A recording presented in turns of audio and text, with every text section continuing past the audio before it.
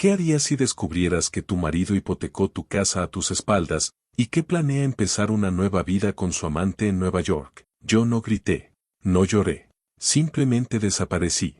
Y lo dejé con una alianza sobre la mesa. Mi marido ni siquiera levantó la cabeza cuando dejé la alianza sobre la mesa, justo al lado de su copa.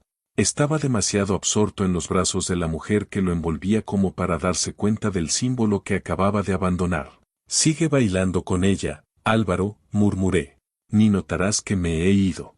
Lo que él ignoraba es que llevaba meses preparándome para este instante. A la mañana siguiente, mi rastro sería poco más que humo. Antes de continuar, contadme desde qué ciudad nos estáis escuchando y si esta historia os está removiendo por dentro, no olvidéis suscribiros. Mañana os tengo reservada una entrega que no vais a querer perder. Me quedé de pie al borde del salón, abarrotado y lleno de luces, observando cómo mi marido, con quien llevaba 11 años casada, hacía girar a Inés Castelló por la pista de baile en la gala solidaria de El Mirador de Valdemares. Álvaro siempre había sido un bailarín excepcional, una de esas cualidades que me enamoraron de él cuando nos conocimos en la Facultad de Derecho, hace 15 años. Esa noche su traje azul marino hecho a medida resaltaba su figura atlética mientras guiaba a Inés en una coreografía de tango complicada. Ella llevaba un vestido color borgoña, diseñado por una exclienta mía del estudio de interiores. Curiosamente, hacía juego con su corbata negra, como si hubieran planeado sus atuendos. Parecen coordinados, ¿verdad?, comentó a mi lado Laura Bermúdez, levantando su martini con ese aire suyo tan medido. Como esposa del socio de Álvaro y amiga mía en apariencia, su tono no transmitía simpatía. Más bien parecía que quería calibrar mi reacción. Desde luego que sí, respondí con firmeza inesperada. Álvaro siempre ha tenido ojo para las compañeras de baile elegantes. Laura me estudió con detenimiento, claramente decepcionada al ver que mantenía el tipo.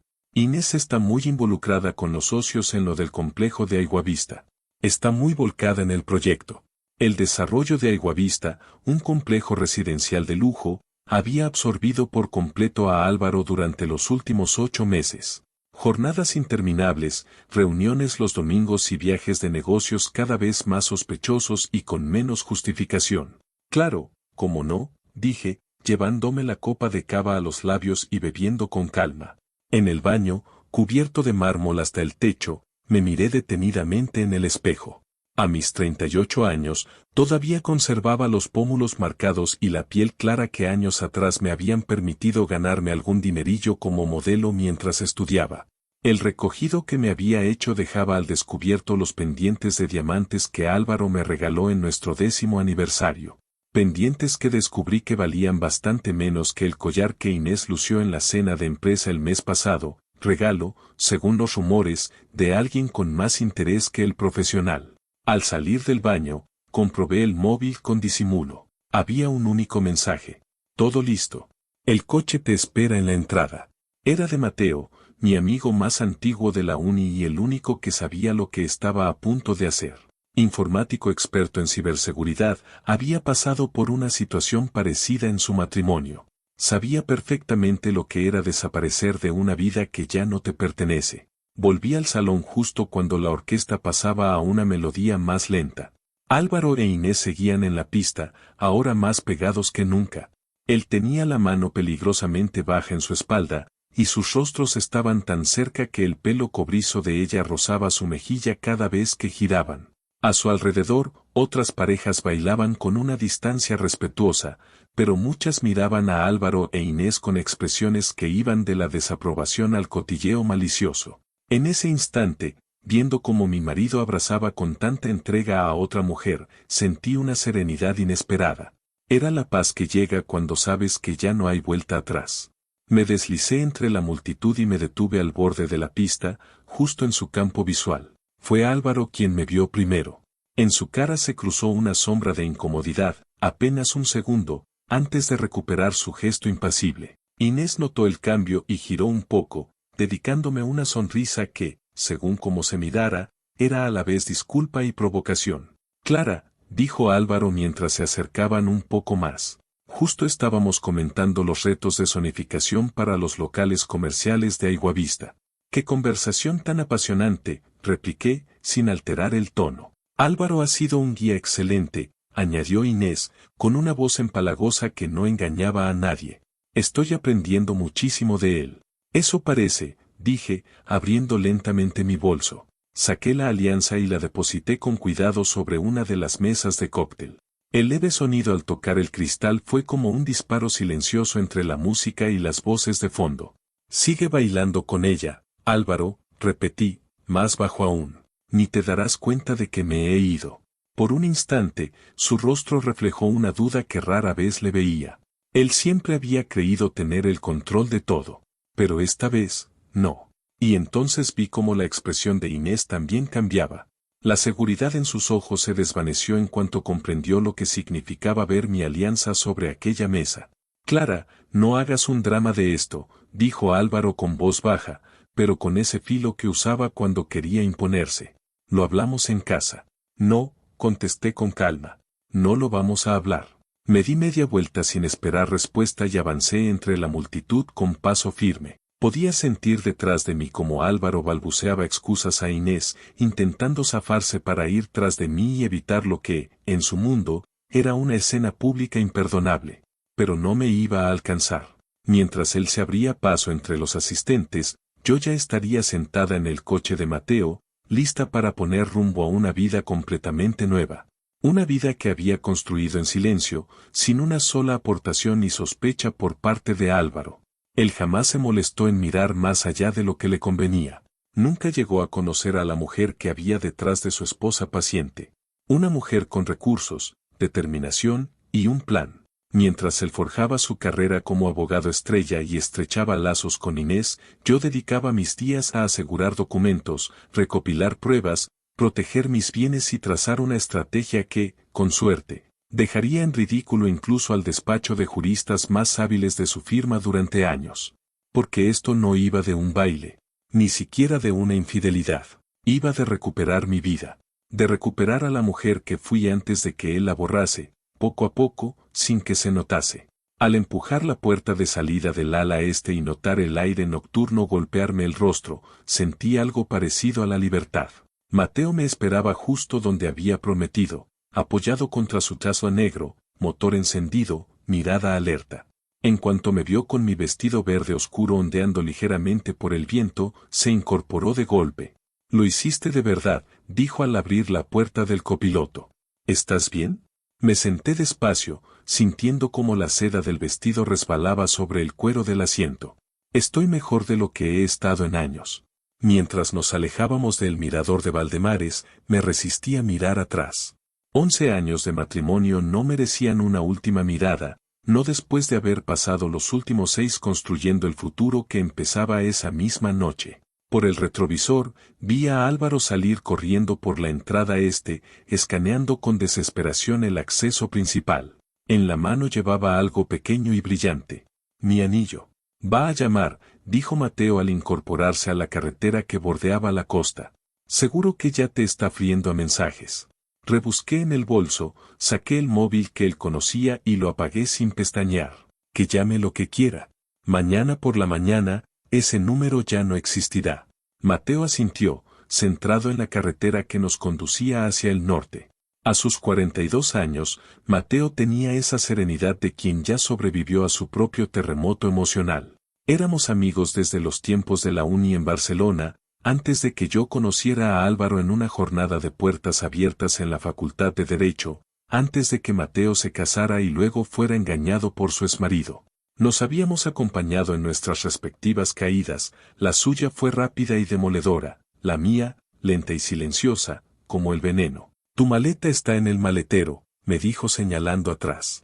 «Y el kit de identidad está en la guantera. La cuenta extranjera está activada, y en el nuevo móvil ya tienes instalada la app bancaria segura». Tocó la consola central, donde reposaba un smartphone que no había visto nunca, cargando con calma. «Gracias», le dije, aunque las palabras se quedaban cortas. «Después de lo que me ayudaste con lo de Hugo, y todo lo que hiciste por mí, vamos a dejarlo en empate», respondió él. Por la ventanilla pasaban paisajes que una vez fueron parte de mi vida, playas donde Álvaro y yo paseábamos en nuestros inicios, terrazas frente al mar donde celebramos aniversarios, miradores en los que veíamos el atardecer en silencio, lugares que formaban parte de lo que creí que era un matrimonio sólido, antes de que el éxito transformara a Álvaro en alguien irreconocible. Estás pensando en los primeros años, ¿verdad? Dijo Mateo, leyendo mi rostro como solo puede hacerlo un viejo amigo. Estoy recordando cuando fue que todo empezó a torcerse, reconocí. Supongo que fue cuando Álvaro decidió que yo era un adorno y no su compañera. Mateo suspiró. Por lo que me contaste, fue un cambio lento. La típica historia de la rana que no salta del agua aunque la estén calentando. Y tenía razón. Cuando conocí a Álvaro en el campus de la Pompeu Fabra, éramos iguales. Dos cabezotas ambiciosos de clase media, dispuestos a construir algo importante. Nuestra boda fue discreta para los estándares de Valencia, pero rebosaba promesas de igualdad, de futuro compartido, de sueños en paralelo. El primer sacrificio pareció lógico, aparcar mi carrera legal mientras él se establecía en un gran despacho. Yo acepté un trabajo modesto en un pequeño estudio de diseño, aprovechando mis habilidades creativas, con la esperanza de volver a ejercer el derecho más adelante. Ese más adelante nunca llegó. Cada año traía una excusa nueva, un caso decisivo, su ascenso a socio, la mudanza de la firma, la crisis económica. Y mientras tanto, mi pequeño estudio de diseño, que creció sin hacer ruido, seguía siendo presentado como el hobby de Clara en cenas de empresa. ¿Te acuerdas de la cena de nuestro segundo aniversario? Le pregunté a Mateo, al recordar algo que creí olvidado. Cuando Álvaro anunció que le habían dado el desarrollo del complejo de Llevant, Mateo asintió.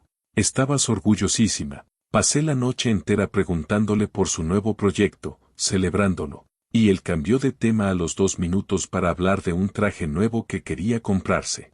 Eso fue el patrón durante años. Yo celebraba sus logros. Él ignoraba los míos. Con el tiempo, asumí que así eran las cosas. Que ese era mi papel. Cuando abrí los ojos, ya había perdido una parte enorme de quién era. Y lo peor es que la gota final no fue que me engañara con otra. No. Fue descubrir que hipotecó nuestra casa sin decírmelo. Vi cómo a Mateo se le tensaban las manos al volante. Todavía me cuesta creer que lo hiciera, dijo entre dientes. Y que lograse colarlo con firmas falsas. Tenía un notario amigo dentro del despacho, murmuré. Ese hallazgo, hace 3 meses, fue lo que me empujó a actuar. Encontré los papeles de una hipoteca por 680.000 euros escondidos en el escritorio. Una hipoteca sobre una casa que ya estaba pagada. Y el dinero había desaparecido en cuentas que no podía ni localizar. Cuando lo enfrenté, Álvaro simplemente se encogió de hombros, como si fuera un detalle sin importancia. Es solo una solución de liquidez temporal, Clara, dijo Álvaro, como si hipotecar nuestra casa fuera lo mismo que pedir un adelanto en el bar de la esquina. El proyecto de Aiguavista necesita cierta inversión personal por parte de los socios. La rentabilidad será tremenda. Confía en mí. Confía en mí. La frase que repitió tantas veces en nuestro matrimonio que casi se convirtió en una orden disfrazada de súplica. Confía en mí cuando vendimos la casa de campo de mi abuela para invertir en su despacho. Confía en mí cuando usamos mi herencia para comprar aquella finca en la Sierra de Colcerola. Confía en mí cuando dijo que entre él e Inés no había absolutamente nada. ¿Alguna vez le preguntaste directamente por ella? Preguntó Mateo, leyendo mis pensamientos como si los tuviera escritos en la frente. ¿Para qué? Lo habría negado. Me habría hecho sentir como una paranoica, negué con la cabeza. Y, sinceramente, Inés no era el problema. Era solo un síntoma. Porque la historia entre ellos ya llevaba al menos 4 meses. Lo supe por los extractos bancarios, joyas, cargos de hotel en Tenerife, cenas en sitios donde supuestamente no había estado porque, según él, estaba en una reunión de socios en Zaragoza. Esa aventura solo confirmó lo que ya sabía, nuestro matrimonio era un escenario montado para que él mantuviera su imagen de hombre de familia, mientras vivía su verdadera vida en otra parte. ¿Sabes que va a intentar pintarte como inestable? Advirtió Mateo cuando tomamos una carretera secundaria, dejando atrás el mar. Que lo intente, respondí con una calma que me sorprendió. Ya no me afectaba lo que Álvaro dijera. No tenía forma de detener algo que llevaba meses gestándose a espaldas suyas.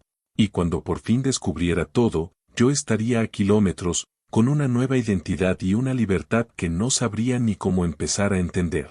Mateo me echó una mirada, mezcla de admiración y preocupación. Siempre has sido 10 pasos por delante, Clara. Por eso habrías sido una abogada brillante. Todavía podría serlo, dije, dejando que esa idea me atravesara por primera vez en años. Mientras nos alejábamos de todo lo que había conocido, pensé en lo que había dejado a salvo en la nube, documentos falsificados de la hipoteca, movimientos bancarios turbios, pruebas de inversiones que nunca beneficiaron a nuestra casa. No era venganza, era supervivencia. Ya casi estamos, dijo Mateo, al girar hacia un camino de grava que llevaba a una cabaña escondida entre pinos altos. El lugar estaba registrado a nombre de una empresa fantasma creada por él hacía años. Era nuestro refugio temporal, el punto de desaparición de Clara Iborra y el nacimiento de otra mujer. ¿Ya tienes nombre nuevo?, preguntó mientras aparcaba. Asentí, notando por primera vez un nudo de emoción real en el pecho. Elena. Elena Torres. Elena por mi abuela.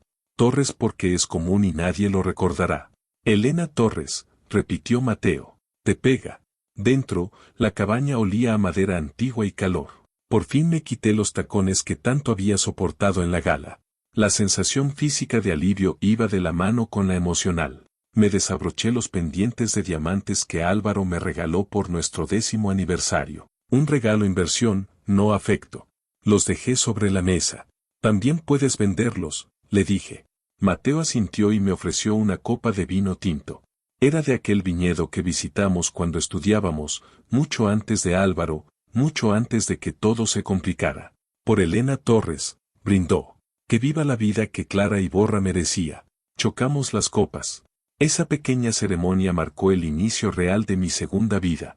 Por las segundas oportunidades, añadí mientras nos sentábamos frente a la chimenea. No sentía tristeza por el matrimonio. Tal vez ya lo había llorado en los últimos meses, o tal vez no quedaba nada que lamentar.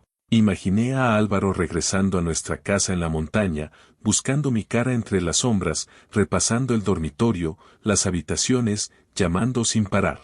Para mañana a mediodía ya habrá contactado con la policía, dijo Mateo. Entonces seguirán el guión, respondí. Le explicarán que los adultos pueden irse de sus matrimonios sin avisar, que no hay indicios de delito. Y cuando revise mis cuentas, verá exactamente la mitad de nuestros bienes compartidos. Ni un céntimo más.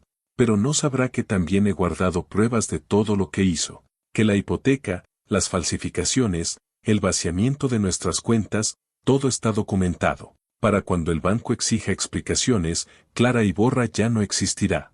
Y Elena Torres estará construyendo una vida lejos de las cenas de gala y los chalets junto al mar. ¿Tienes miedo?, preguntó Mateo rompiendo el silencio. Pensé en ello. Moví el vino entre los dedos. No por irme, ni por empezar de cero. Quizá un poco de miedo a no saber quién seré sin él. Fuiste Clara mucho antes de ser la señora Iborra, me dijo. Y como Elena serás aún más tú. Afuera, el canto de un búho se coló por la ventana. Me pareció adecuado, una criatura nocturna, segura incluso en la oscuridad. Sonreí. Mañana empiezo de nuevo, murmuré mientras tocaba mi pelo, ese pelo largo que Álvaro siempre quiso que llevara así. Y me convertiré en alguien a quien él no reconocería ni cruzándosela por la calle. Debería dar miedo, pero no lo hacía. Sentía que por fin me quitaba el disfraz de una obra que nadie había aplaudido.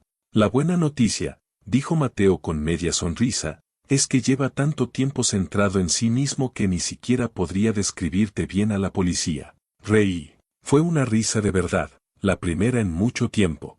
Recordaría las marcas de los vestidos, las joyas, el peinado, pero no a mí, nunca a mí. La noche siguió avanzando, y con ella, la certeza de que, en algún punto después de esta fuga, Elena Torres saldría al mundo sin ataduras. Una mujer con recursos, con cicatrices, y con la sabiduría de saber que, a veces, desaparecer es la única forma de volver a existir. Deberías dormir un poco, dijo Mateo, recogiendo las copas vacías. Mañana empieza tu transformación. Asentí, notando por fin el cansancio del alma. En la habitación de invitados, mientras me tumbaba en una cama sencilla pero cálida, Supe que dejar mi anillo no fue solo un gesto teatral, fue una liberación. Un adiós al peso de promesas huecas, de expectativas ajenas, de un matrimonio construido sobre arena. Lo que Álvaro nunca entendería, ni siquiera mientras removiera cielo y tierra para encontrarme, era que no solo lo había dejado, me había elegido a mí. Y esa elección, era mi mayor acto de poder. Me despertó el zumbido del nuevo móvil. El reloj marcaba las 8:17. Tarde, pero inevitable. Mateo contestó desde la puerta. Álvaro ha llamado a la policía. Ya está jugando su papel de marido preocupado. Me incorporé de golpe. Eso ha sido más rápido de lo previsto. Tiene amigos en el cuerpo. ¿Recuerdas que organizó aquella cena para la campaña del jefe? Han decidido tratarlo como caso prioritario. No van a esperar las 24 horas. Fue el primer revés real a mi plan. Un escalofrío me recorrió la espalda. ¿Cómo lo sabes? Un amigo en comisaría me ha avisado. Están empezando a contactar con gente cercana. Van a venir a mi piso en unas horas. Mi pulso se disparó. Tienes que irte ya, le dije. Estoy en ello. Tú también. Tienes que estar en camino antes del mediodía. Haz la transformación. Usa todo lo que dejamos preparado. En el baño me esperaba el arsenal, tinte, lentillas de color, maquillaje correctivo. Cambios físicos que requieren tiempo, pero ahora todo tenía que ir deprisa. ¿Y las transferencias? Hechas a las 6, como estaba previsto. Tu parte justa. Todo limpio. Y los documentos, están seguros. El interruptor digital también está activo. Si algo sale mal, todo se borra. Asentí, respiré hondo y me acerqué al espejo. Lo que veía ya no era Clara. Era el principio de Elena. La idea del interruptor de hombre muerto fue de Mateo. Si no introducía un código específico cada 72 horas, toda la documentación sobre los fraudes financieros de Álvaro se enviaría automáticamente a los socios de su despacho, a la entidad hipotecaria, y al colegio de abogados. Era mi seguro. Por si Álvaro decidía utilizar sus contactos e influencia para perseguirme más allá de lo razonable. Está saliendo en las noticias, dijo Mateo, con la voz más grave de lo habitual. Canal 8 ya emite un reportaje sobre la desaparición de la esposa de un abogado prestigioso. Y han puesto una foto tuya de la fiesta de Navidad de su firma. Abrí el portal de noticias locales desde mi nuevo móvil y allí estaba yo, sonriendo con ese vestido burdeos junto a Álvaro, 4 meses antes, fingiendo ser feliz. El titular. Desaparece la esposa de un abogado conocido tras una gala benéfica. La declaración de Álvaro a la prensa era de manual. Estoy desesperado por encontrar a mi mujer. Solo quiero saber que está bien. Clara ha estado sometida a mucho estrés últimamente y temo que pueda estar confundida o desorientada. Leí en voz alta. Estrés. Confundida. Desorientada. Solté una carcajada seca. Ya está preparando la defensa mental. Tal cual, confirmó Mateo. Si no eres una víctima, entonces debes estar inestable. Es la jugada clásica. Era justo como lo habíamos previsto. Álvaro nunca aceptaría que yo le había dejado por voluntad propia. Su ego necesitaba creer que había sido una fuga emocional, un colapso. La idea de que lo había superado era imposible para alguien como él. Un hombre que llevaba años creyéndose el más brillante en cualquier sala. ¿Algo más? Pregunté, notando un escalofrío anticipado en mi espalda. Han rastreado la ubicación de tu antiguo móvil, me dijo. Lo han triangulado cerca del hotel, obviamente, pero ahora están ampliando el radio de búsqueda y revisando las cámaras de vigilancia en 5 kilómetros a la redonda. Lo esperábamos, claro, pero oírlo en voz alta convertía la teoría en amenaza real. Si detectan tu Tesla en esas imágenes. Ya está arreglado, me interrumpió. Me reuniré con un contacto en Elche esta noche. El Tesla va directo a un contenedor rumbo al puerto, y de ahí a otro continente. A partir de ahora, solo conduciré algo que nadie recordaría ni con foto delante. Mateo tenía contactos que yo jamás imaginé que existían. No eran criminales, exactamente. Eran expertos en ayudar a personas a desaparecer de situaciones peligrosas, legalmente. Una red construida desde su propia experiencia escapando de una relación abusiva. Fui al baño y comencé la transformación. El tinte rubio oscuro reemplazaría el negro que siempre llevé, como a Álvaro le gustaba. El olor químico llenó el espacio mientras me observaba en el espejo. La cara que veía ya no era mía. O, al menos, no del todo. ¿Tú crees que alguna vez me quiso? Pregunté sin pensarlo, dejándome llevar por una vulnerabilidad que creía extinguida. Mateo tardó en responder. Creo que le encantaba tenerte, dijo por fin. La esposa ideal. Atractiva, inteligente, callada. Lo bastante brillante para que él quedara bien, pero no tanto como para desafiarlo. Si eso es querer, entonces nunca me quiso. Esperé a que el color se fijara, mientras encendía el portátil seguro que Mateo me había proporcionado. Revisé las cuentas. Todo estaba donde debía estar, mi mitad exacta. Lo había hecho con ayuda de un contable forense. Había documentado que era mío y que había sido desviado por Álvaro, sin mi conocimiento. No tomé más de lo justo, ni un céntimo. Y cuando Álvaro descubriera, poco a poco, todo lo que él había derrochado sin que yo lo reclamara, la casa hipotecada, los planes de jubilación vaciados, las inversiones que nunca rindieron, entendería el alcance de lo que había perdido. Pero para entonces, ya sería tarde. La pantalla del portátil parpadeó. Videollamada entrante. Mateo. Contesté. Cambio de planes, dijo sin rodeos. Han encontrado tu móvil en el resort. Eso significa que ya saben que lo dejaste allí a propósito. Álvaro ahora sugiere a la policía que esta desaparición fue planificada. Y están investigando a fondo, historial de búsqueda, bancos, llamadas, todo. Sentí como la adrenalina me invadía. Álvaro estaba reaccionando más rápido de lo que esperábamos. Tal vez el ridículo público de que su esposa desapareciera en una gala había despertado en él un instinto que antes estaba dormido. ¿Qué significa eso para nosotros? Pregunté, aunque ya sabía la respuesta. Significa que nos vincularán en cuestión de horas, no días. Cada minuto que pasaba en la cabaña aumentaba el riesgo. Mateo, como siempre, no dejaba de mirar por el retrovisor. Era más que costumbre, era pura supervivencia. He organizado una salida, me dijo. En unos 45 minutos llegará una mujer. Tendrá unos 60 años y conducirá un Subaru marrón. Se identificará como Teresa, del club de lectura. Ve con ella, sin hacer preguntas. Mateo, necesito desaparecer de verdad por un tiempo. Clara, me interrumpió, en cuanto me identifiquen como tu contacto, van a seguir cada uno de mis pasos, llamadas, transferencias, movimientos. Estoy preparado, pero no podré escribirte ni hablarte en semanas. La idea de perder al único que sabía la verdad me golpeó más fuerte de lo que quería admitir. ¿Y cómo sabré que estás bien? Fíjate en las donaciones al Fondo de Conservación del Mediterráneo. Una cada semana. Si se detienen, bueno, ya sabes. No hacía falta que acabara la frase. ¿Merece la pena todo esto? Pregunté de pronto. El riesgo, tu carrera. Quizá deberías simplemente. Ni lo pienses, dijo con firmeza. Tienes razones legítimas para haberte ido. Solo con los engaños financieros de Álvaro ya basta para justificar cada paso que has dado. Luego bajó un poco la voz. Además, no es la primera vez que ayudo a alguien a desaparecer. Sé cómo esconderme. Asentí, conteniendo las dudas. Gracias por todo. Acaba de convertirte en Elena, dijo antes de colgar. Nos veremos al otro lado. La llamada terminó y me quedé mirando mi reflejo en la pantalla en negro. El rostro aún reconocible, el tinte cubriendo el cabello oscuro. Estaba a medio camino. Volví al baño y enjuagué el tinte. El agua dorada que salía por el desagüe parecía llevarse con ella los últimos restos de quien fui. Secar el pelo fue como desenrollar una versión nueva de mí, rubia, con rizos suaves.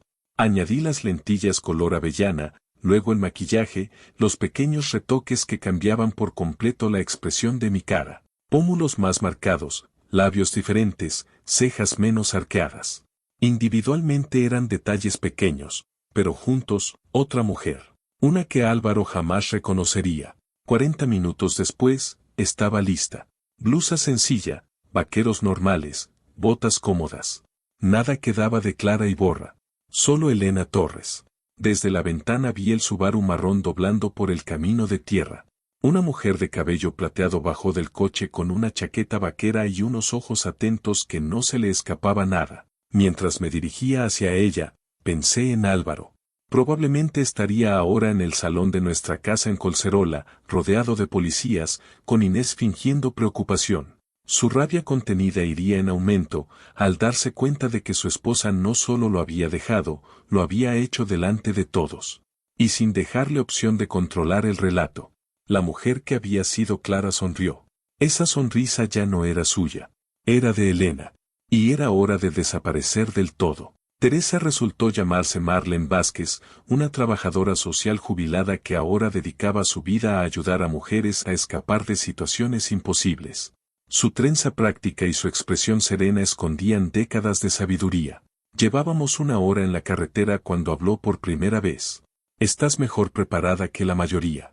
Muchas llegan sin nada más que lo opuesto, y con el miedo en los ojos. He tenido tiempo. Y medios, respondí, mientras el paisaje cambiaba de bosques densos a tierras más áridas rumbo al este. Los recursos ayudan, asintió. Pero la planificación es lo que marca la diferencia entre las que logran irse y las que acaban volviendo. Viajamos durante horas, evitando autopistas, haciendo desvíos, cambiando la matrícula en una gasolinera solitaria donde el dependiente no preguntó nada. Todo estaba calculado. Meticuloso. Al atardecer llegamos a un motel abandonado a las afueras de un pueblo perdido entre la nada. El cartel, desgastado por el sol, decía Sand Lodge, pero su apariencia era puro camuflaje. Detrás de la fachada, se escondía un refugio seguro, limpio, funcional, con cocina compartida, estaciones de trabajo y varias habitaciones. Al entrar, dos mujeres me miraron sin decir palabra. Una tendría mi edad, la otra no llegaría a los 25. Ninguna dio su nombre. Aquí, las identidades eran joyas frágiles. Esta es Elena, dijo Marlene. Estará con nosotras un breve tiempo antes de continuar su viaje. Me entregó una llave con un llavero de madera grabado. Habitación 12. Tienes wifi seguro si lo necesitas, pero te recomiendo no dejar ni rastro digital en al menos 72 horas. Le agradecí y subí. La habitación era pequeña, simple, pero impecable. Cortinas opacas, cama hecha con precisión. Al dejar el bolso en la silla, respiré por fin. Hace apenas 2 días era Clara Iborra, diseñadora de interiores, esposa del abogado Álvaro Ruiz, preparándome para una gala. Y ahora era Elena Torres, rubia, ojos claros, oculta en mitad del desierto. Un golpe suave en la puerta me sacó de mis pensamientos. Era Marlene, llevaba una tablet en la mano. Pensé que quizá querrías ver esto, dijo con una voz neutral. En la pantalla, una noticia nacional. Se intensifica la búsqueda de la esposa desaparecida de un abogado de Barcelona. Había una foto reciente mía en una gala. Y, por supuesto, Álvaro, con su cara perfectamente compuesta. Hablaba de mi comportamiento errático. Da un miedo por mi seguridad. Y, por si fuera poco, sugería que podría estar desarrollando demencia precoz. Vaya, murmuré. Eso es nuevo. Creativo. Marlene me observó, sorprendida por mi falta de reacción. La mayoría se derrumba cuando sus maridos las desacreditan así en público. Claro. A él le viene mejor que parezca que estoy enferma, dije. La alternativa es admitir que su mujer lo dejó por descubrir sus engaños. Y eso, Álvaro no lo puede soportar. Le devolví la tablet a Marlene con un suspiro. Era lo que esperaba, dije con voz tranquila. Álvaro hará cualquier cosa para proteger su reputación. Hay algo más, añadió ella, cambiando ligeramente el tono. No estaba en el informe inicial de Mateo. Deslizó hasta otro artículo, esta vez de un periódico económico local de Barcelona. Esto se publicó hace 3 días, justo antes de tu desaparición. El titular decía, Ruiz y Asociados abrirán nueva oficina en Nueva York como parte de su expansión. El artículo detallaba cómo Álvaro Ruiz, ex de García y Beltrán, estaba lanzando su propio bufete con apoyo de inversores importantes, incluyendo el grupo financiero Benet. ¿Benet? Repetí al instante. ¿Cómo Inés Benet? Marlene asintió. Según esto, su padre, Roberto Benet, es el principal financiador del nuevo despacho. Y Álvaro se mudará a Nueva York para dirigir la oficina el mes que viene. Volví a coger la tablet. Allí estaba, escrito en blanco y negro. Planes de futuro. Decisiones vitales. Una nueva vida. Y yo, su esposa, no sabía nada. Así que, De todas formas, pensaba irse, dije en voz baja. Y de pronto, todo encajó. Las inversiones misteriosas. La hipoteca secreta. La desaparición de nuestros ahorros. Todo era para financiar su salida. No la mía. ¿No has visto lo mejor aún?, añadió Marlene, y deslizó hacia otro artículo. Era de una revista inmobiliaria. Álvaro Ruiz e Inés Benet compran un ático en Manhattan por 4,2 millones de euros. El suelo pareció temblar bajo mis pies. La foto mostraba a Álvaro e Inés en el salón de un apartamento de lujo con vistas a Central Park. Sonreían, orgullosos. Como si ya lo tuvieran todo. 4,2 millones, repetí, intentando procesarlo. Es prácticamente lo que ha ido drenando de nuestras cuentas este último año. Marlene me miró con compasión, pero sin sorpresa. Hombres como tu exmarido siguen patrones previsibles. No se marchan hasta que lo tienen todo preparado, a su favor. Me dejé caer al borde de la cama, aún con la tablet en las manos. Meses había pasado yo planeando mi salida, recolectando pruebas, documentando sus engaños, registrando su relación con Inés. Y mientras tanto, él también había estado preparando su fuga, pero no para escapar, sino para abandonarme. El capital que había robado, las cuentas vaciadas, los fondos de pensiones desaparecidos. Todo lo había canalizado hacia su nueva vida con Inés. Una vida paralela, que se desarrollaba al mismo tiempo que mi huida. ¿Y cuándo pensaba decírmelo? Pregunté en voz alta, aunque ya sabía la respuesta. Me habría tomado por sorpresa, como siempre, en el momento que más me debilitara, cuando no tuviera tiempo de defenderme ni recursos para responder. ¿Esto cambia algo para ti?, preguntó Marlene con voz suave. Me tomé un momento. Claro que sentía shock, y también una especie de validación amarga. No solo no estaba loca, incluso me había quedado corta. Pero debajo de todo eso, había alivio, puro y duro. Lo cambia todo, dije al fin. Y a la vez, nada. Marlene arqueó una ceja, invitándome a seguir. He pasado meses dudando, preguntándome si estaba exagerando, si debía haber intentado más, si había abandonado demasiado pronto. Sí, quizá, podía haber arreglado lo nuestro. Señalé la tablet, la foto, el ático. Ahora sé que no. Mientras yo trazaba mi escape, él ya estaba tramando cómo abandonarme sin dejarme nada. La única diferencia es que yo lo hice con dignidad y con seguridad. Él me habría dejado con el alma rota y vacía. Marlene asintió, y en sus ojos había comprensión genuina. Por eso lo documentamos todo, dijo. Porque recogemos pruebas incluso cuando aún no estamos seguras de que las necesitaremos. Porque hombres como Álvaro reescriben la historia a su medida. Pensé en todo lo que guardaba en la nube, cada documento, cada extracto bancario, cada movimiento sospechoso de Álvaro. No eran pruebas recolectadas por venganza, sino por instinto de supervivencia. Y ahora esas pruebas servían dos propósitos: protegerme de cualquier intento de persecución y demostrar, sin lugar a dudas, que marcharme no solo fue justificado, sino absolutamente necesario. Necesito contactar con Mateo, dije, poniéndome de pie con decisión renovada. Esto cambia todo. Mateo ha desaparecido, me recordó Marlene con voz firme, pero tengo una vía de comunicación segura, solo para emergencias.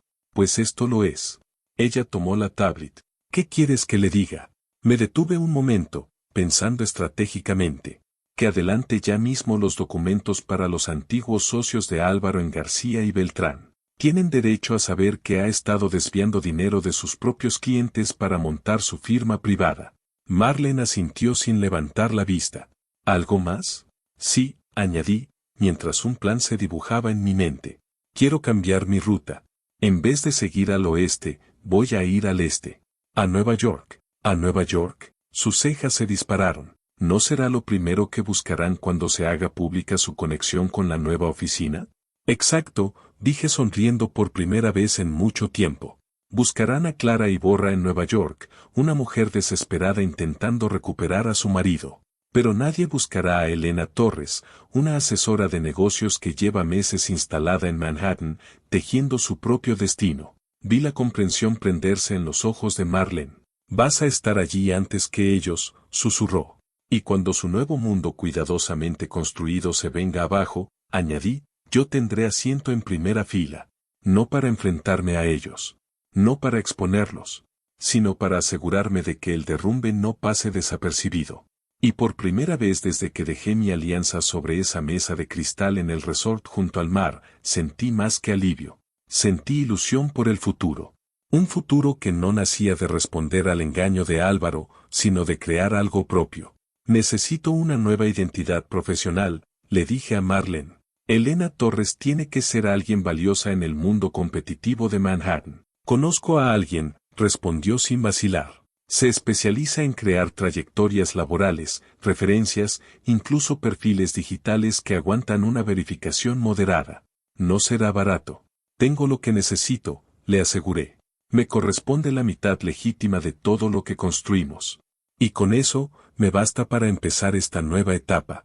Cuando Marlene salió para organizarlo todo, abrí el portátil seguro que me dejó Mateo. No era momento de actuar con rabia. Era momento de rediseñar mi plan con el mismo método y frialdad que lo había caracterizado desde el principio. Abrí un documento en blanco. Escribí el currículum de Elena Torres. Sus habilidades. Su historia laboral. Su especialidad como consultora en desarrollo empresarial. Todo lo que, durante 11 años, había tenido que ocultar para no eclipsar el ego de Álvaro. Todo lo que ahora me haría avanzar sola, sin pedir permiso. A mi lado, la tablet se actualizaba sin cesar con noticias sobre la desaparición de Clara Iborra. La policía ya me había catalogado como persona desaparecida. Álvaro había aumentado la recompensa por información. E Inés Benet, ahora oficialmente su pareja, actuaba como portavoz de la familia, suplicando entre lágrimas por el regreso de su querida amiga. Pero las cámaras no pasaban por alto el anillo. Un diamante de 4 quilates en su dedo anular, perfectamente visible. Un anillo que Álvaro había comprado 2 meses antes en una joyería de lujo. Lo descubrí entre los extractos cuando comencé a rastrear todos sus engaños financieros. El despacho nuevo. El ático en Manhattan. El compromiso con Inés. Todo había sido planeado mientras drenaban, céntimo a céntimo, los fondos que yo ayudé a construir.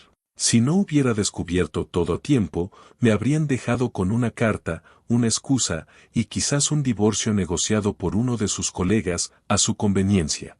Pero no, yo había asegurado mi parte. Había guardado pruebas. Y había trazado una ruta de escape que no solo me alejaba de él, me lanzaba a una vida nueva. Y ahora, con esta última revelación, tenía algo aún más poderoso, perspectiva. La puesta de sol tiñó la habitación del motel de tonos oro y ámbar. Y por extraño que parezca, sentí algo parecido a la gratitud. Gracias, Álvaro. Gracias, Inés. Porque al intentar descartarme, sin querer me liberaron. Me levanté y corrí la cortina. Desde la ventana vi extenderse el desierto, silencioso y eterno. Allí, muy lejos, Álvaro seguiría desesperado buscando a una mujer que ya no existía. Mientras tanto, yo emergía de entre las ruinas como Elena Torres, lista para construir una vida que nadie me podría quitar. 3 días después de llegar al Sandown Lodge, ya no solo me veía distinta. Era otra. Elena no era un disfraz. Era una identidad plena, con historia, presente y un futuro brillante. Tu documentación está lista, dijo Marlene, entrando con un maletín discreto en la mano. ¿Dimitri? Se ha superado, sonrió ella. Y yo también. Dimitri lo había perfeccionado. Era el contacto enigmático de Marlene, especializado no en crear identidades falsas, sino en diseñar vidas nuevas que pudieran resistir cualquier revisión. Una distinción clave dentro de la red de Marlene. Elena Torres no era una ficción. Era una versión viable de mí misma, con un nombre distinto y un pasado creíble construido con tal precisión que ningún organismo oficial sospecharía nada. Todo aquí tiene una base sólida, explicó Marlene mientras abría el maletín de cuero, discreto y elegante. Elena tiene un número de la seguridad social vinculado a una persona real, nacida en 1985, que falleció durante la infancia.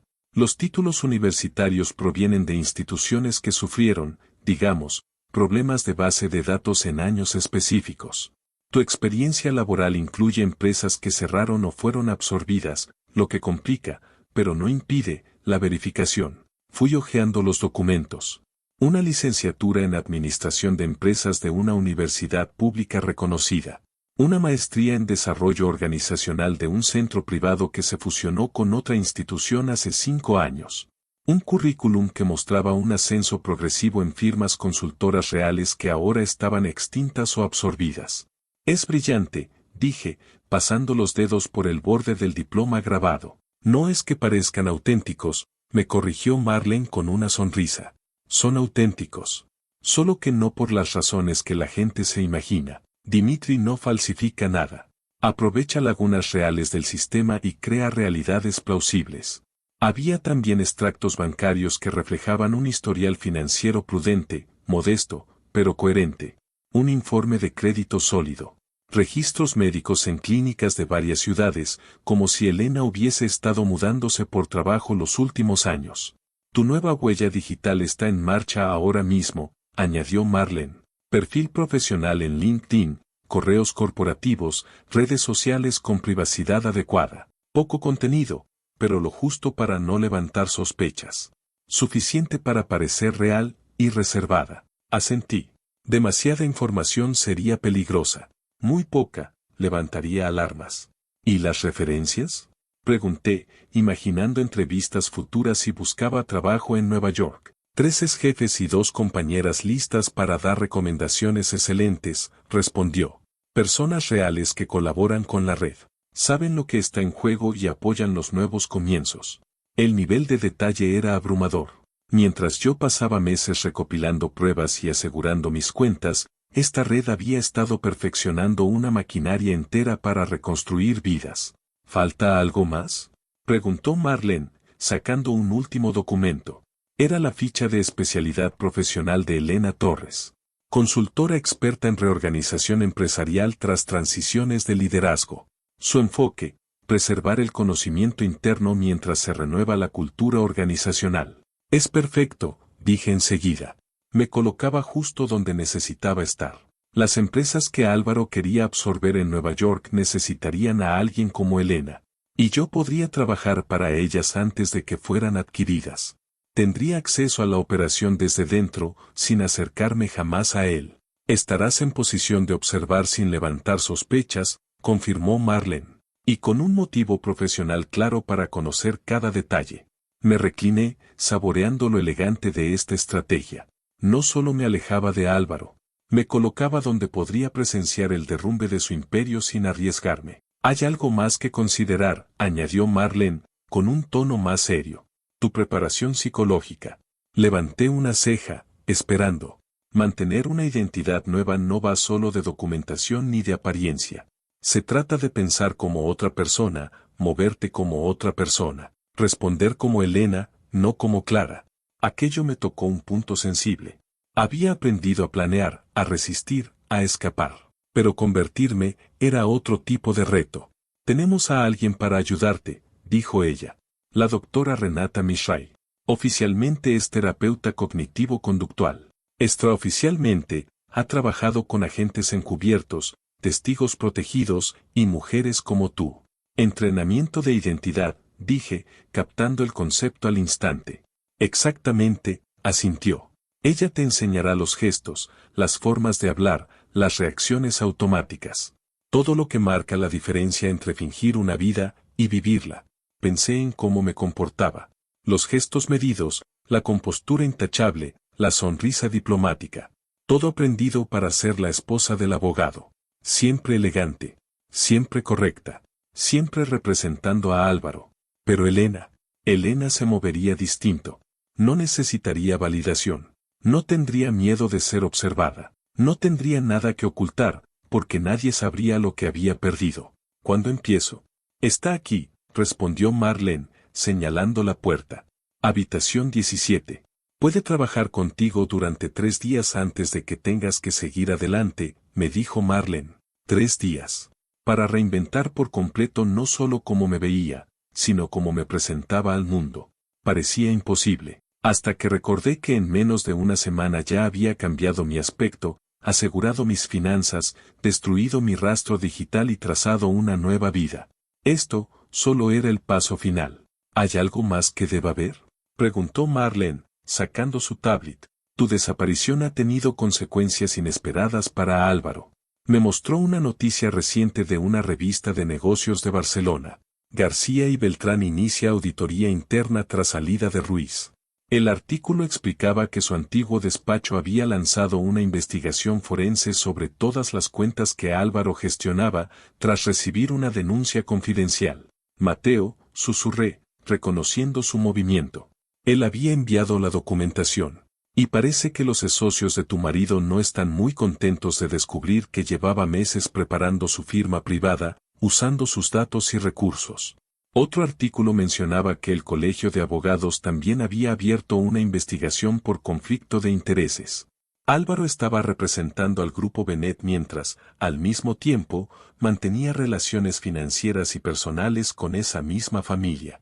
Se le está cayendo todo, dije, sintiendo una mezcla de desapego y satisfacción. Más rápido de lo que esperábamos, añadió Marlene. Hombres como él construyen castillos de naipes.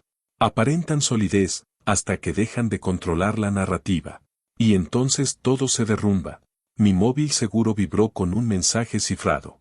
Solo decía, paquete entregado al equipo de investigación del NYT. Cobertura inminente en 48 horas. Transporte reservado para mañana a las 6. Se lo mostré a Marlene. Márquez lo ha hecho. El New York Times ya tiene todo. Ella levantó la vista, seria.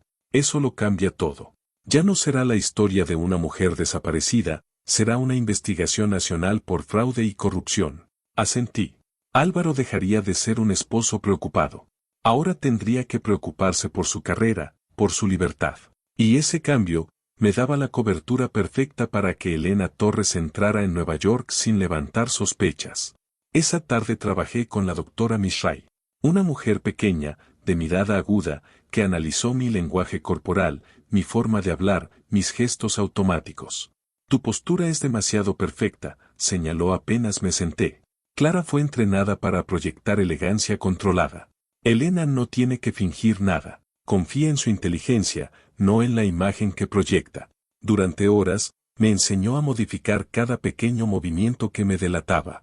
Cómo evitaba alzar la voz, cómo miraba alrededor en busca de figuras de autoridad, cómo sostenía una copa de vino con esa elegancia pulida y ensayada. Elena mira a los ojos, habla con claridad, no pide permiso, me dijo. Al anochecer, me dolía el cuerpo. Mi espalda baja, por relajar esa postura siempre erguida. Mis mejillas, por cambiar la sonrisa social por una expresión neutra. Es normal, dijo la doctora. Estás reprogramando la memoria muscular de 11 años. En una semana te saldrá natural. En un mes, será instintivo. Esa noche, practiqué la firma de Elena. Más fluida, menos rígida. Me grabé hablando sobre desarrollo organizativo. Identifiqué los matices que debía corregir. Caminé por la habitación ensayando un paso más relajado. Estaba construyendo no solo un personaje, estaba habitando una nueva vida. Y por primera vez, no me sentía impostora. Clara había sido definida por Álvaro. Elena, en cambio, era el resultado de mis elecciones.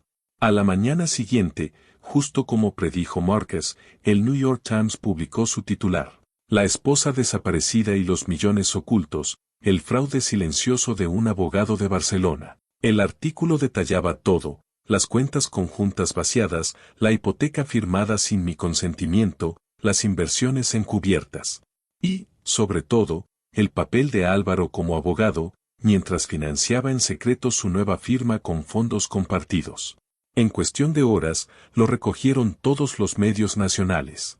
Su imagen de esposo ejemplar se deshizo. La simpatía del público se evaporó. Su nombre se convirtió en sinónimo de engaño. Tu transporte está listo, anunció Marlene entrando, mientras yo guardaba los documentos de Elena en su carpeta negra. ¿Vuelo privado? Algo mejor, sonrió. Viajarás como paciente en traslado médico. En los papeles eres una mujer que recibe terapia cognitiva, camino a un centro de rehabilitación en Pensilvania. Desde allí, transporte terrestre hasta Brooklyn. ¿Y el alojamiento? Elena ha alquilado un piso amueblado en Brooklyn Heights, a través de una empresa que trabaja con consultores. 3 meses mínimo. Edificio seguro. Administración discreta. 1 hora después, dejaba atrás el Sandown Lodge. Me subí a aquella ambulancia discreta, camilla vacía, mi historia oficial en los papeles. Y al despegar, mirando por la ventanilla, no pensé en lo que dejaba, sino en lo que iba hacia. Una semana antes, yo era la esposa silenciosa, observando a su marido bailar con su amante. Hoy, era Elena Torres, consultora experta, con una nueva vida, una red de apoyo y libertad real. La mujer que Álvaro intentó silenciar no desapareció. Se transformó. Y lo hizo tan bien, que ya no había forma de que él la alcanzara. Un año después, el sol de otoño entraba por las ventanas de mi piso en Brooklyn Heights. Todo allí lo había elegido yo. Cada línea, cada textura, cada espacio. Nada quedaba del estilo superficial que mantenía en Colcerola para complacer a Álvaro. Tomé mi café y revisé los correos. Elena Torres Consulting ya era reconocida por su trabajo en reorganización empresarial. Entre mis clientes, 2 bufetes de abogados, una editorial, una financiera boutique, todas en procesos complejos de cambio. Una alerta del New York Times iluminó la pantalla. Exabogado de Barcelona sentenciado a 5 años por fraude y malversación. Álvaro, justicia. Abrí el artículo. Ya sabía los detalles, los había seguido en silencio. Pero ver su nombre, ver la condena. No fue venganza. Fue confirmación. Había elegido salvarme antes de que me destruyeran. Y en ese acto, había encontrado no solo libertad. Había encontrado a mí misma. Álvaro se había declarado culpable de varios delitos graves, desvío de fondos de clientes, fraude fiscal y estafas financieras ligadas a su intento fallido de lanzar Ruiz y Asociados.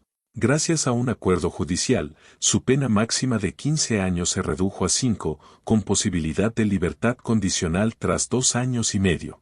Lo que no mencionaba el artículo del New York Times, y que tampoco figuraba en ningún registro público, era que toda la evidencia que originó esa investigación había salido de los archivos que su esposa desaparecida había guardado con meticulosidad. Mi desaparición seguía figurando como un caso sin resolver, pero el interés mediático se había diluido. Ahora los titulares los ocupaban los fraudes financieros de Álvaro. Mi móvil seguro, reservado únicamente para la red de Márquez y Marlene, vibró con una notificación. Márquez y yo manteníamos un sistema discreto desde hacía un año. Cada viernes, una falsa donación al Fondo de Vida Salvaje del Atlántico me indicaba que él seguía a salvo. Pero esta vez era un mensaje directo. Justicia servida, aunque no perfecta. V testificó contra Álvaro y consiguió libertad condicional. Llega hoy a las 15:30 a la Terminal 4 si quieres verla. Dejé el café sobre la encimera, pensativa. Victoria Bennett. La misma mujer que bailó con mi marido como si yo no existiera. La que casi se convirtió en señora Ruiz. Ahora volvía a Barcelona, sola, desprestigiada, después de testificar en contra de quien fue su prometido. Una parte de mí, hace un año, habría sentido cierta revancha. Hoy, solo sentía curiosidad lejana, como quien recuerda a un personaje secundario de una historia que ya no importa. No hace falta, Márquez, le respondí. Ese capítulo está cerrado. Volví a mi bandeja de entrada. Un cliente necesitaba consejos sobre cómo comunicar una fusión. Ese era mi presente. Elena Torres. Mis clientes. Mi red. Mis nuevas conexiones. La mujer que dejó un anillo sobre una mesa y abandonó 11 años de matrimonio. Ya no existía. A las 10 en punto, sonó el timbre. Diane Chen llegó para nuestra reunión. La conocí medio año atrás en un encuentro de mujeres profesionales. Su experiencia en reestructuración financiera encajaba perfectamente con mi trabajo en desarrollo organizacional. Desde entonces, habíamos colaborado en varios proyectos, construyendo una relación profesional y también una amistad prudente.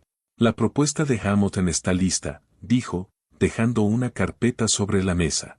A sus 45 años, Diane irradiaba esa seguridad que solo tienen las mujeres que han sobrevivido y prosperado en sectores dominados por hombres, sin perder su autenticidad.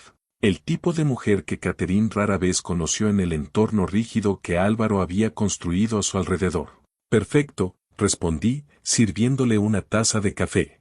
Anoche terminé la evaluación cultural. Trabajamos toda la mañana afinando detalles. Ironías de la vida, yo, ayudando a firmas legales a atravesar cambios, Exactamente el tipo de transformación que Álvaro había querido liderar antes de hundirse. Durante un descanso, Diane me miró de reojo. ¿Has visto las noticias? 5 años por lo que hizo, parece poco. Asentí con serenidad. Aunque su reputación ya no se recupera, añadió. ¿Cómo se llamaba su mujer? ¿Carmen? Catherine, corregí con tono neutro.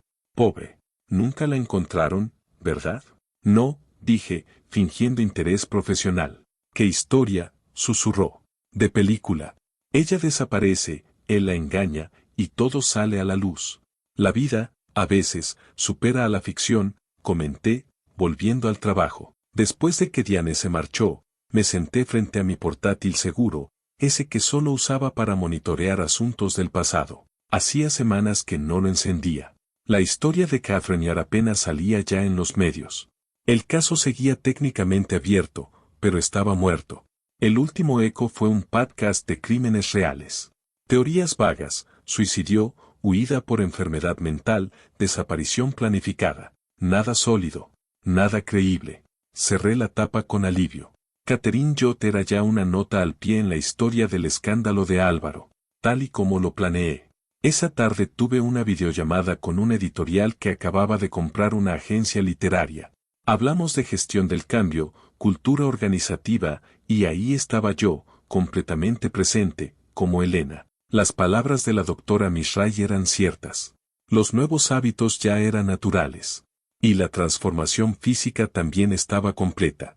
Mi melena rubio miel crecía desde la raíz, con reflejos sutiles.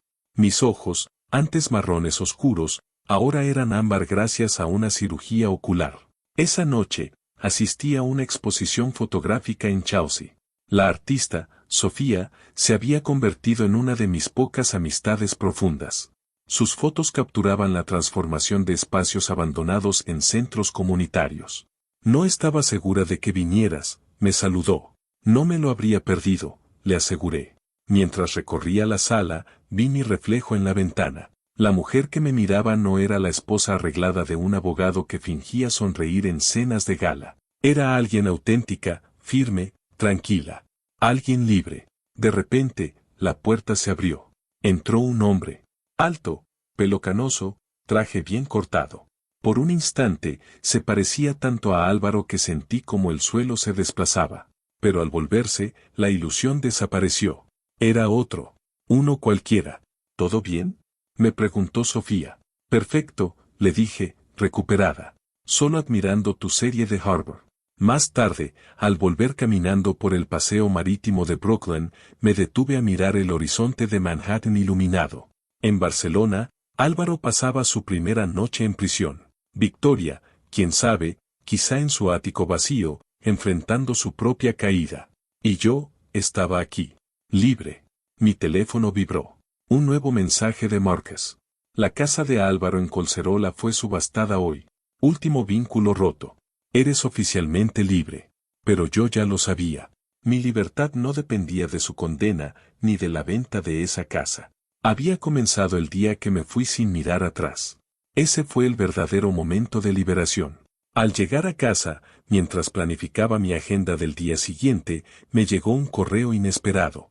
Una consulta de Barrett y Hughes, el bufete donde Álvaro soñó trabajar en Nueva York. Querían mi asesoría para superar un cambio directivo. Tuve que contener una carcajada. La vida tiene un sentido del humor impecable. Redacté una respuesta profesional, clara, firme, firmada, Elena Torres. Y mientras aplicaba un poco de maquillaje natural y escogía un atuendo sobrio, pensé en todo lo que había recorrido. Desde la esposa invisible que dejaba un anillo en una mesa de cóctel, hasta la mujer que ahora dirigía su vida con decisión y elegancia. Mi teléfono vibró una vez más. 1 año exacto. Enhorabuena por tu renacer. Tenía razón. Hoy se cumplía 1 año desde aquella gala donde lo vi bailar con otra como si yo no fuera nada. Desde el inicio del plan que no solo cambió mi entorno, me reveló a mí misma. Porque Elena Torres no fue una invención para escapar. Era lo que siempre estuvo debajo de la fachada que Álvaro me impuso. Y al desaparecer, por fin me hice visible para mí misma. La mañana de otoño era fresca cuando salí a la calle. Caminaba segura, sin mirar atrás. Catherine quedó donde tenía que estar, en el pasado, junto al anillo abandonado y el hombre que nunca supo quién tenía a su lado. Y mientras me perdía entre los neoyorquinos rumbo a sus días, lo supe con claridad. A veces, lo más fuerte que puedes decir no es una despedida. Es irte. Y no volver.